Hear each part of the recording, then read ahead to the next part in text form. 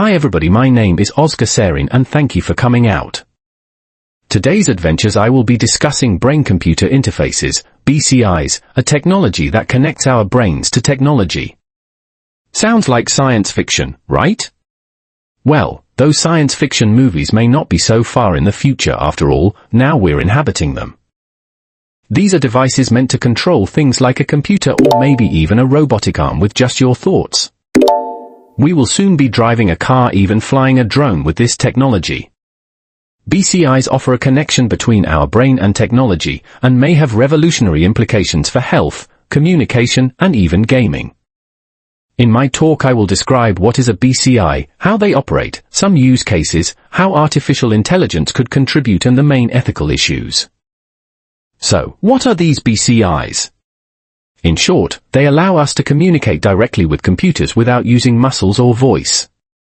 They commonly involve sensors that are taped to the scalp or tiny electrodes that are placed in the brain.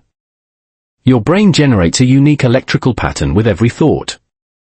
These sensors, or electrodes, capture the brain's electrical activity and convert these signals into commands and actions. Our brain is speaking directly to a machine. So, what does it all look like? First, sensors detect brain signals.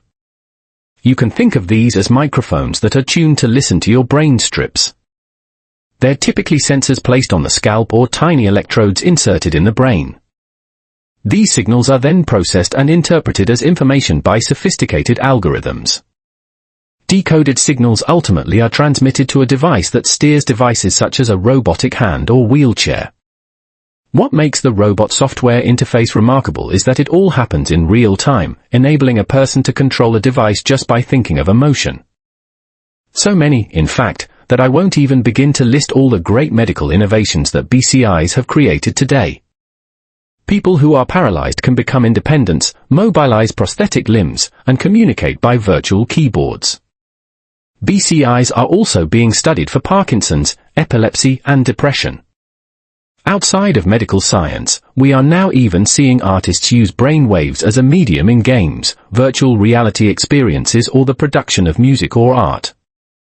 Soon, they could even allow brain-to-brain communication. The limits are infinite. Dream and achieve. Artificial intelligence is helping make BCIs smarter. While brain signals are noisy and complex, algorithms have been successful in parsing them into patterns and translating them into effective commands. AI also enables BCIs to tune into the idiosyncrasies of each person's brain activity, which makes them fast and reliable. Without this technology wouldn't have advanced this much and wouldn't work as seamlessly. Such powerful technology leads to important questions.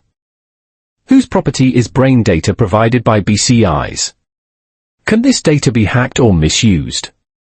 I worry about fairness, too. Will tools like these be available only to the privileged?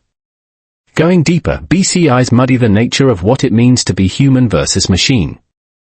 And these are problems that scientists, policymakers, and society at large will have to confront, not sometime in the future, but right about now. Brain-computer interfaces are already transforming lives and industries. They are no longer a far-off concept. That could radically overhaul our relationship to technology, with the help of artificial intelligence. Instead, the key is to remain on the lookout and do everything we can to make sure that such advancements are used responsibly and inclusively. Very few references. There's some research and studies on this for those interested in continuing to explore this topic that I've linked here. Thank you for listening, and I'd be happy to answer any questions.